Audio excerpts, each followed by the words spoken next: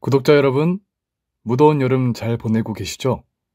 오늘도 필립의 사연방에 와주셔서 감사합니다. 제가 읽어드리는 사연이 더운 여름날 먹는 아이스 아메리카노처럼 구독자 여러분에게 시원함 드렸으면 좋겠네요. 그럼 오늘 사연 시작해볼게요. 안녕하세요. 계절의 여왕이라고 불리는 5월이네요. 마스크까지 벗게 되었으니 향긋한 봄 내음을 실컷 맡을 수 있어 행복한 요즘이죠. 저는 올해 34세 평범한 여자인데요. 작년에 이혼을 하고 화려한 싱글로 자유로운 삶을 살다가 얼마 전 다시 재혼까지 했답니다. 저의 첫 번째 결혼 생활을 돌이켜보면 진짜 최악 그 자체라고 생각이 드는데요. 어떻게 그런 인간들과 지내며 참고 살았는지 제 자신이 대단한 것 같습니다. 제 남편과 시댁 이야기를 들려드릴 테니 같이 욕 좀 해주시면 제 속이 시원할 것 같아요. 그럼 중간에 나가지 마시고 끝까지 들어주시길 두 손 모아 부탁드리며 이야기를 시작하겠습니다. 저와 남편은 대학 선후배 사이로 만나 2년이 되어 오랜 연애 생활을 했어요. 남편이 군대 갔을 때도 한눈 팔지 않고 고무신을 거꾸로 신지 않았죠. 그렇게 믿음과 신뢰가 더해져서 저희 두 사람은 어느 무엇도 갈라놓을 수 없을 만큼 깊은 사이가 되었어요. 저희는 현실주의자이기 때문에 모든 걸 갖추고 결혼하기로 했고 각자 회사 생활을 하며 결혼 자금을 모았답니다. 그나마 저와 남편 모두 대기업에 다니고 있어서 그리 오랜 기간이 걸리지 않고 결혼식을 올렸어요. 그런데 결혼 직후 저는 갑상선 항진증을 앓기 시작하게 되었고 몸이 너무 안 좋아서 회사 생활을 이어나갈 수가 없었답니다. 제 병을 앓은 사람들은 아시겠지만 몸이 얼마나 무기력하고 힘든지 약을 먹어도 더 나빠지지 않을 뿐이었어요. 그래서 남편이 외벌이로 일하며 가정을 책임지게 되었죠. 그런 남편을 보면 너무 미안했어요. 제가 할 수 있는 건 남편의 내조뿐이었답니다. 그리고 제 덕은 아니었지만 남편은 34살에 과장 타이틀을 달게 되었어요. 26세 회사에 들어가 8년 만에 이룬 쾌거이자 결혼한 지 1년 만이었죠. 그런 남편이 너무 자랑스러웠고 부럽기도 했습니다. 제 몸이 건강했으면 저 역시 열정적으로 일해서 커리어를 쌓았을 텐데 말이죠. 하지만 제 병은 하루아침에 낫는 게 아니기 때문에 오랜 기간을 고생해야만 했답니다. 남편은 회사에서 인정받고 잘 나가는 만큼 돈도 엄청 잘 벌었어요. 회사에서 실적으로 상위권에 달했기 때문에 월급이 계속 늘어갔죠. 여기까지만 보면 정말 남편을 잘 얻었다는 생각이 드시겠죠? 그런데 남편의 능력과 자리가 바뀌니 성격도 점차 변하기 시작했어요.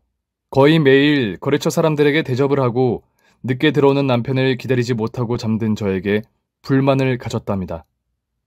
당신은 남편이 밖에서 개고생을 하고 왔는데 잠을 아주 잘 자네. 오빠 왔어? 미안해, 약을 먹었더니 바로 골아떨어졌어. 당신 진짜 아픈 거 맞아? 그냥 게을러 터진 거 아니야? 어떻게 맨날 퍼질러 잠만 자냐? 그이는 제가 갑상선 항진증 판정을 받았을 때 책까지 사서 공부하며 저를 낫게 해주려고 했었는데 이제는 무기력에 쓰러지듯 잠자고 있는 제 꼴이 보기 싫었는지 그런 말을 자주 했습니다. 저는 화낼 기운도 없어서 그이의 말에 크게 반응하지 않았어요. 아니야, 병이 더 심해져서 그래. 나라고 이렇게 지내고 싶겠어? 앞으로는 오빠 오기 전에 저녁약 먹지 않을게. 밥은 먹었어? 거래처 대접하느라 술 많이 마셨어. 해장하게 가서 라면 좀 끓여와. 저는 무거운 몸을 이끌고 주방으로 나가 라면을 끓였고 그이가 라면 먹는 동안 앞에 앉아 있었는데 저도 모르게 꾸벅 졸고 말았습니다. 들어와서 밥 먹는 사람 앞에서 뭐 하는 거야? 거스르니까 들어가. 미안, 내 의지대로 잘 안 되네. 그럼 먹고 들어와. 들어가서 좀 누울게. 그런 식의 날들이 반복되니 남편이 화가 날 만도 하죠. 저도 밝은 얼굴로 그 일을 맞이하고 싶은데 매우 힘들었네요. 그렇게 결혼 2년차가 되자 제 몸은 서서히 좋아지기 시작했습니다. 병원을 바꾸고 약이 바뀌니 언젠가부터 기운이 나더라고요. 그래서 남편에게 제대로 못해준 내조를 위해 요리를 배우러 다녔고 집안도 매우 깔끔하게 관리했답니다. 그리고 저도 다시 취직하려고 토익 점수를 올리려고 틈틈이 공부까지 했죠. 하지만 병을 앓으며 머리가 굳었는지 책이 눈에 들어오지 않아 공부를 포기하는 날이 많았답니다. 이전 경력으로 중소기업은 들어갈 수 있지만 대기업에 다시 들어가고 싶은 욕심에 시간을 두고 더 준비하기로 했죠. 한편 남편은 이전보다 더 잘 나가는 과장이 되었고 보너스를 얼마나 많이 받던지 대단하고 자랑스러웠습니다. 그이는 보너스를 받을 때마다 시댁에 뭔가 하나씩 사드렸는데 처음에는 인덕션을 시작으로 냉장고와 소파, 대형 텔레비전까지 아끼지 않고 돈을 썼답니다.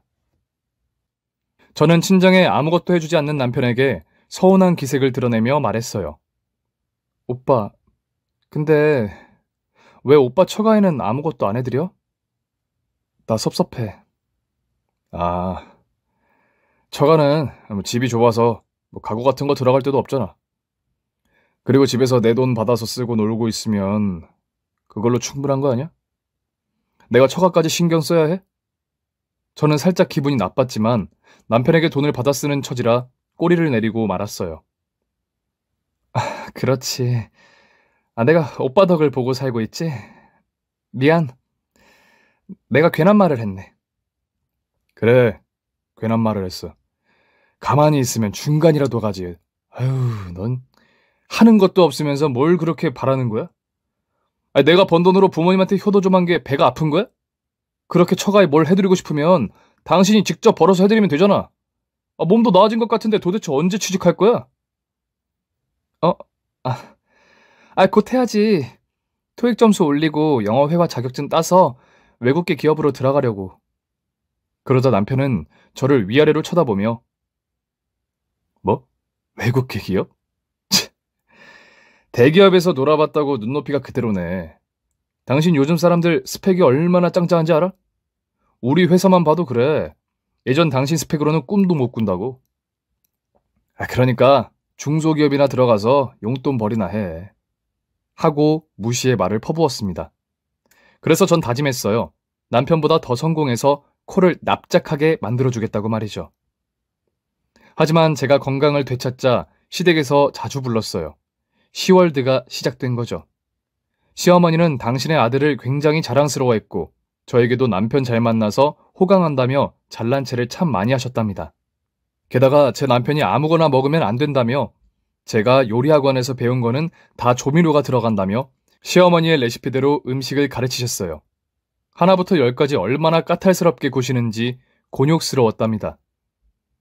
일주일에 서너 번은 시댁으로 건너가 시어머니 뒤치다꺼리를 했고 뒤늦은 며느리 수업을 받느라 여념이 없었어요.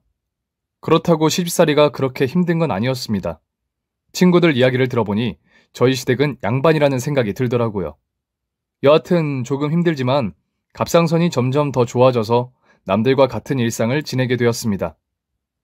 그래서 늦은 밤까지 토익 공부와 영어 회화 공부에 더 힘썼고 올해 안으로 취직을 목표로 삼았답니다.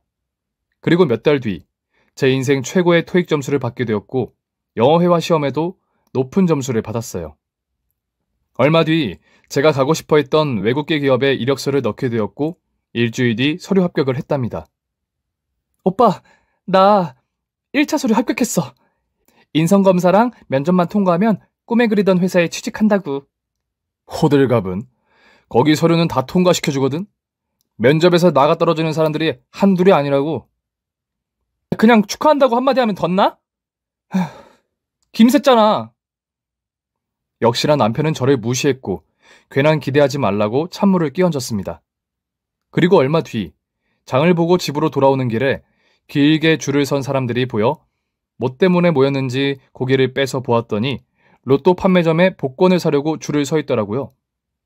지난주에 1등 당첨자가 나왔다고 현수막이 걸려 있었죠. 그래서 저도 재미삼아 처음으로 로또를 해보려고 맨 뒤로 가서 줄을 섰답니다. 로또 사는데 걸리는 시간이 순식간이니 5분도 안 되어 제 차례가 되었어요. 저는 자동으로 5,000원어치 달라고 했고 곧바로 영수증을 받아 지갑에 넣고 집으로 돌아갔네요. 그렇게 며칠 동안 로또 생각은 지우고 살림만 했어요. 또 제가 1차로 붙은 회사의 면접 준비를 위해 예상 질문을 뽑아서 말하기 연습하는데 여념이 없었죠.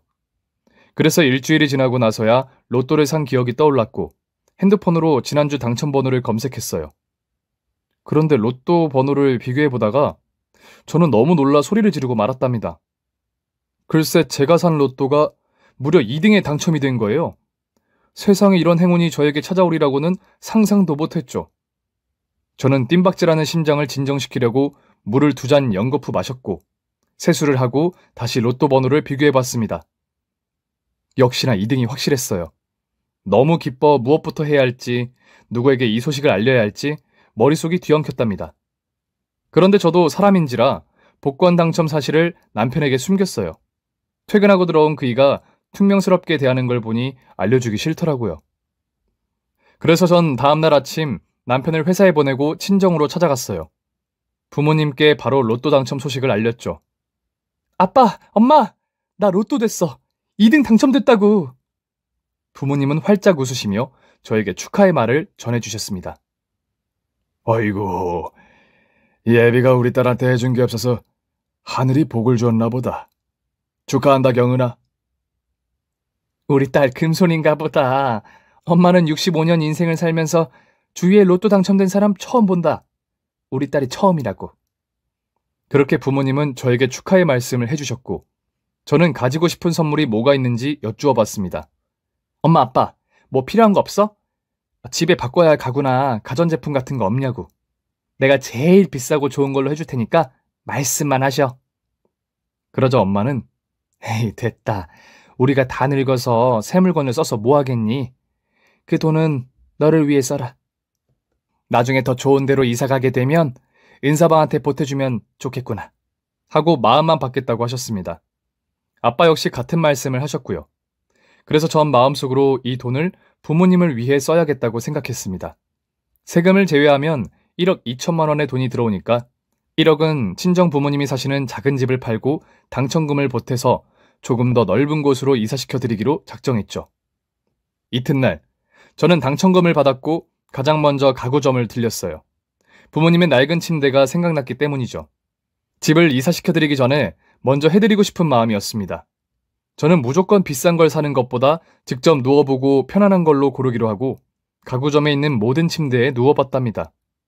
그리고 적당하고 좋은 가격의 침대를 골랐고 부모님 집에 선물로 보내드렸어요. 당연히 부모님은 뭘 이런 걸 샀느냐며 볼멘 소리를 하셨고 괜한 돈을 쓴 게 아니냐며 잔소리를 늘어놓으셨어요. 하지만 이미 설치까지 끝났으니 환불은 절대 안 되니까 잘 쓰시라고 전해드렸답니다. 그리고 나서 시부모님이 생각났어요. 물론 제가 선물하지 않아도 이미 남편이 거의 모든 걸 바꿔줬기 때문에 굳이 선물해드릴 필요가 없었죠. 게다가 아직 로또에 당첨된 사실을 알리지 않아서 망설여졌습니다.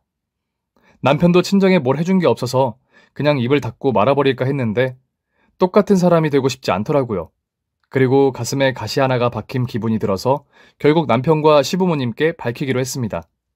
먼저 시부모님 댁에 친정부모님께 선물해드린 침대와 같은 걸 주문해서 보내드렸고 남편에게 당첨 사실을 알렸어요. 오빠, 나 로또 2등 됐어. 뭐? 나 농담할 기분 아니야. 피곤하니까 냅둬라. 농담이 아니라 진짜야. 그래서 몇 시간 전에 시댁에 침대 선물로 드렸다고. 그제야 제 말을 믿은 남편은 눈을 둥그렇게 뜨며 되물었습니다. 진짜? 당첨금이 얼마인데? 1억은 넘지? 응, 세금 제외하고 1억 2천만 원 조금 넘어. 나 잘했지? 남편은 얼마만인지 모를 만큼 오랜만에 저에게 미소를 보여주었습니다. 야, 잘됐다. 그럼 처가에도 선물해드렸어? 그럼 나머지 돈으로 뭐 할 거야? 그 돈으로 효도나 할까? 처가집이랑 우리 부모님께 반반씩 드리는 거 어때?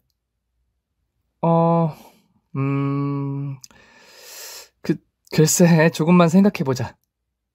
저는 친정부모님의 집을 이사시켜드린다는 말이 쉽게 나오지 않았어요. 아무리 남편이 저에게 못되게 굴었어도 그이 덕분에 평탄한 삶을 살고 있어 당첨금을 양가 부모님께 반반씩 드리자는 말에 바로 싫다는 말이 나오지 않더라고요. 그리고 침대를 받은 시부모님은 어쩐 일인지 고맙다는 전화는커녕 문자도 없었습니다.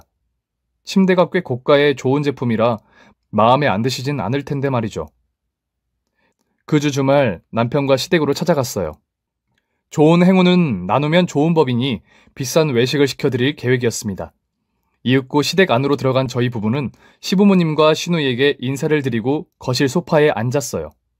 그런데 시댁 식구들 표정이 하나같이 어두웠답니다. 그래서 제가 먼저 살갑게 말했어요. 아버님, 어머님, 제가 사드린 침대 어떠세요? 마음에 드세요?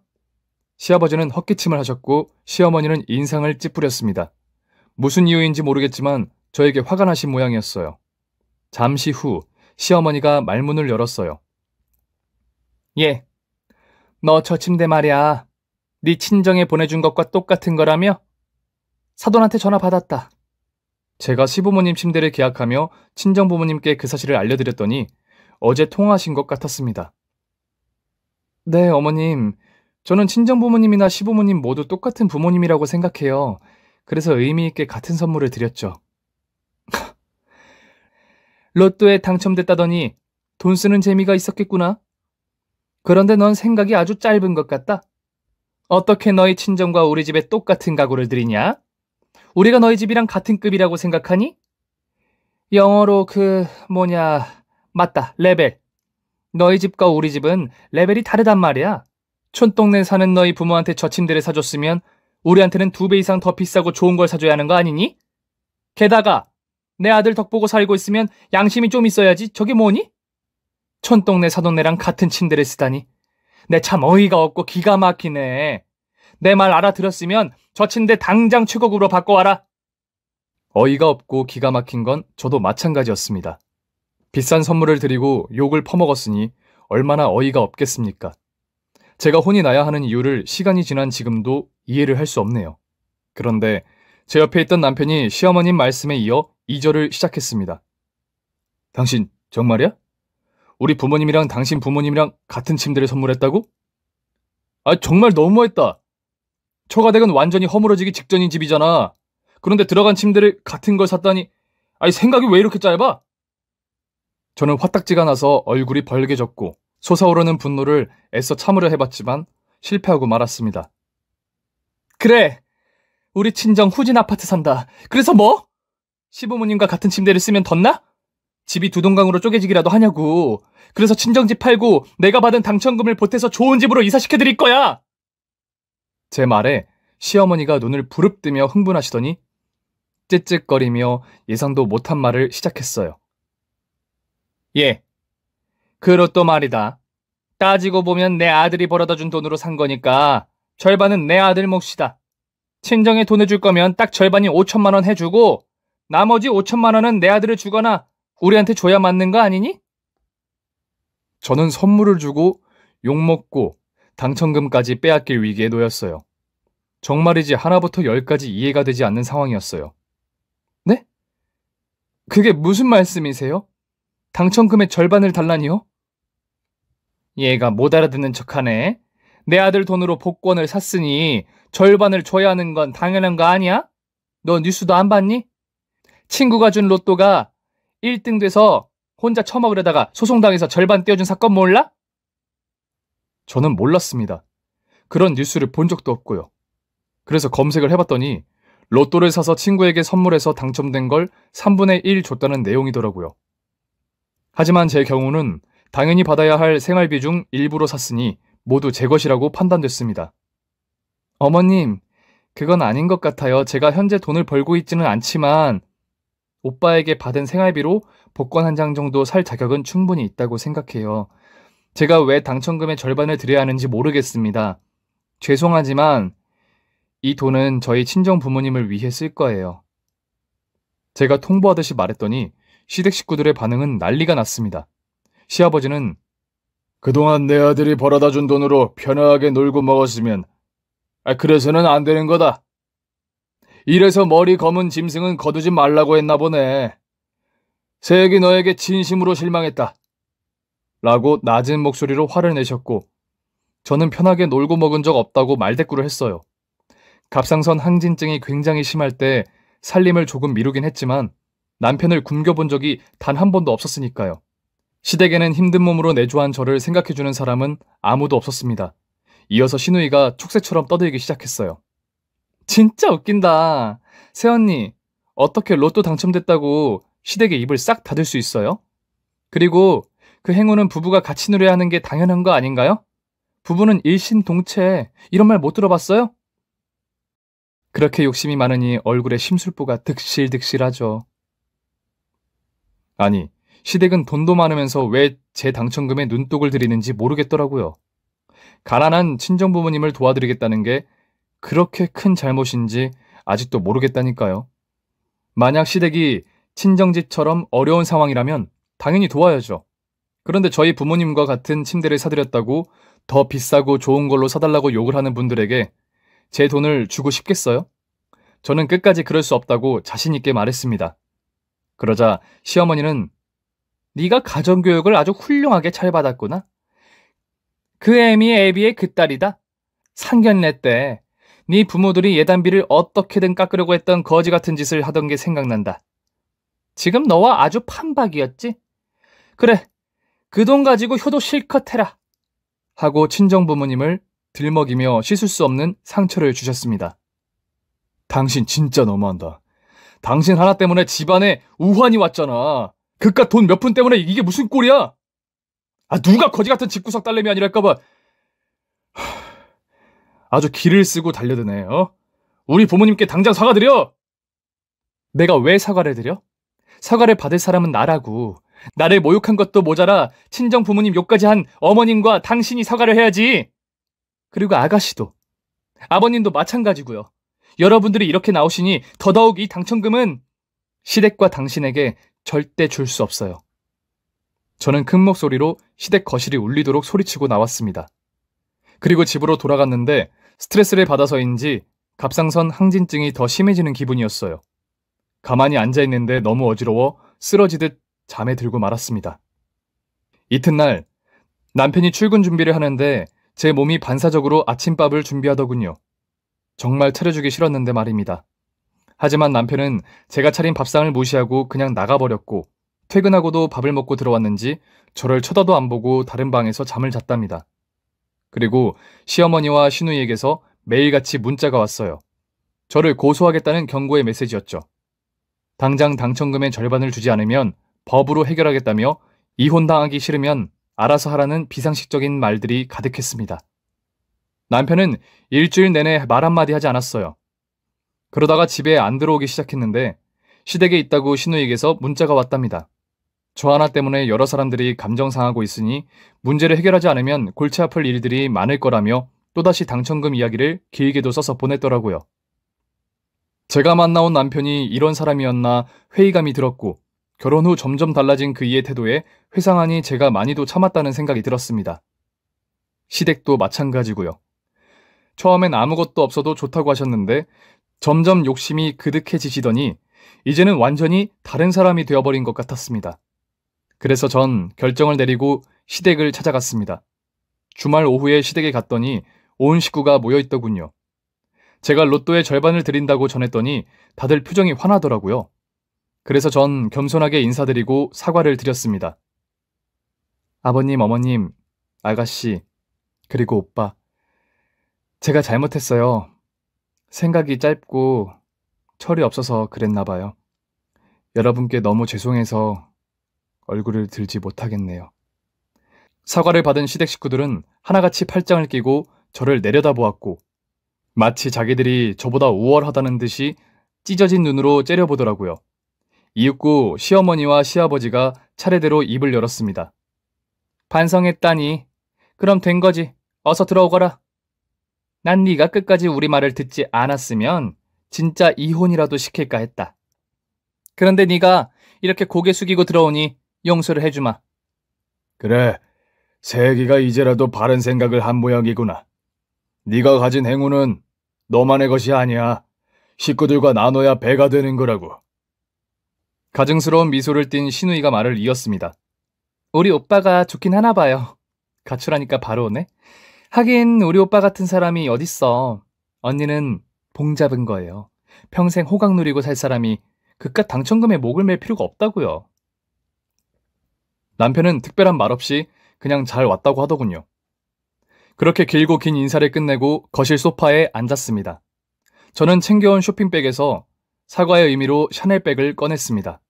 어머님, 이거요. 진작에 사드려야 했는데 너무 늦게 드리네요. 받아주세요. 어머, 이거 나 주려고 산 거야? 역시 우리 세기는 마음이 올고든 아이였어? 잠시 돈에 홀려서 정신을 놓은 거지. 이 엄마는 다 이해한다. 고맙다, 새아가. 새언니, 제 거는요? 왜 하나만 사왔어요? 아가씨 것은 나중에 같이 매장 가서 사도록 해요. 생각해보니까 아가씨랑 쇼핑한 적이 한 번도 없더라고요. 그러자 신우이는 가증스러운 미소를 지으며 알겠다고 대답했고 시댁 식구 모두의 얼굴에 환한 미소가 찾아왔습니다. 그래서 전 그 미소를 싹 지워버릴 다음 단계로 넘어갔어요. 어머님, 가방 안에 제가 로또 절반의 돈을 넣어드렸어요. 나중에 확인해보세요. 저는 이만 친정에 볼 일이 있어서 가봐야겠네요. 그래. 천천히 확인해보마. 어서 사돈댁 가서 일 보도록 해라.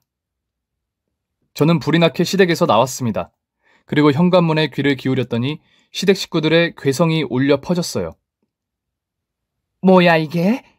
2,500원? 설마 로또 복권 구매 가격의 절반을 준다는 거였어? 이 망할 계집애 같으니라고! 맞습니다. 제가 샤넬백 안에 넣어둔 돈은 5,000원 주고 로또를 산 구입가의 절반이었어요. 그리고 시어머니께 드린 샤넬백은 시장에서 15,000원 주고 산 짝퉁이었답니다. 저는 현관 뒤에서 키득거리고 웃고 있었고 식구들은 분노를 심하게 하며 소리를 꽥 지르더라고요. 전 복수의 맛을 보고 친정으로 돌아갔습니다. 여기서 끝이라고 생각하신 건 아니죠? 바로 지금부터가 진짜 시작입니다. 저는 남편이 가출했을 때 이미 이혼 결정을 내렸고 집안에 제 짐을 모두 친정으로 옮겼어요. 그리고 로또 당첨금으로 대형 로펌 변호사를 선임했어요. 승률이 100%인 유능한 변호사로 말이죠. 제가 시댁에서 막말을 당할 때마다 가만히 있는 줄 아셨다면 착각이십니다. 동영상으로 모두 촬영해 놓았고 당첨금을 내놓으라는 협박 문자까지 모두 변호사님께 전달했어요. 당연히 제가 당첨금을 나눠줄 이유는 없다고 하셨네요.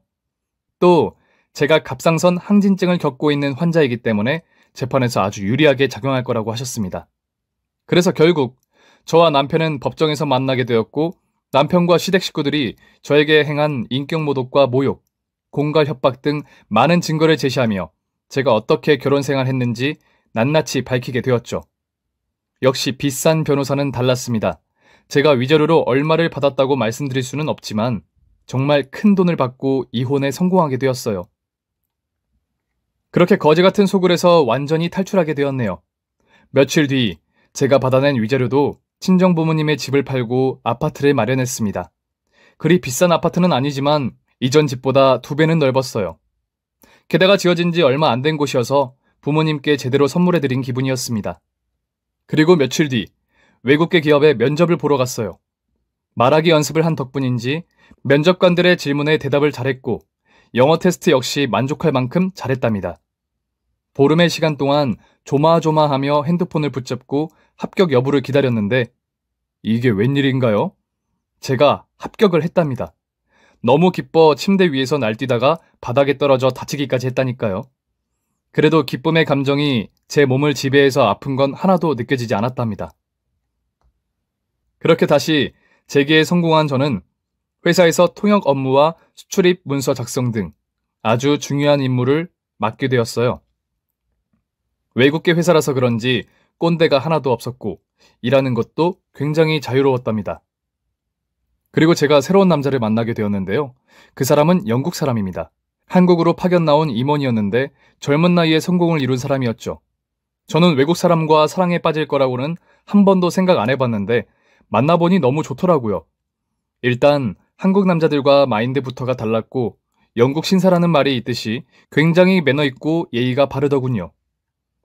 제가 집으로 영국인 남자친구를 데려가니 부모님이 많이 아니 황당해 하셨어요. 얼굴도 신기한데 말도 통하지 않으니 눈만 껌뻑거리셨답니다. 중간에서 통역을 했는데 남자친구는 부모님께 프로포즈를 했어요. 저에게 결혼 이야기는 한 번도 꺼내지 않았는데 부모님께 저와 결혼하고 싶다고 전해달라고 하더라고요. 그래서 전 있는 그대로 전했고 부모님은 조금 놀라긴 하셨지만 제가 선택한 남자이니 존중하고 축하해 주시겠다고 말씀하셨어요. 그래서 지금 제 옆에 있는 남편이 바로 그 사람입니다. 그이는 한국에서 사는 게 좋다 해서 영국으로 떠나지 않을 것 같아요. 나중에 어떻게 될지 모르겠지만 여기서 몇 년 더 지내보고 저에게 해외 파견이라는 좋은 기회가 온다면 떠날 것 같습니다. 세상을 멀리 보고 넓게 보라는 부모님의 가르친 대로 할 생각이죠. 어떻게 제 결혼과 이혼, 그리고 재혼까지 모두 들려드렸네요. 요즘 돌이켜 전 남편과 시댁 식구들을 생각하곤 하는데요. 제가 로또 당첨금의 절반을 주지 않은 게 잘못이라는 생각이 들지 않아요. 전 남편도 친정에 아무것도 해주지 않았는데 저도 똑같이 해야 하는 거 아닌가요? 아직도 잘 모르겠지만 전 후회하지 않습니다. 잘한 결정이라고 믿고 있어요. 여하튼 지금까지 제 이야기를 들어주셔서 너무너무 감사합니다. 행복한 하루 보내세요. 오늘 사연 어떠셨나요? 재미있게 들으셨다면 구독과 좋아요 한 번씩 눌러주시면 저에게 큰 힘이 됩니다. 그럼 다음 사연으로 찾아뵐게요. 이상 필립이었습니다.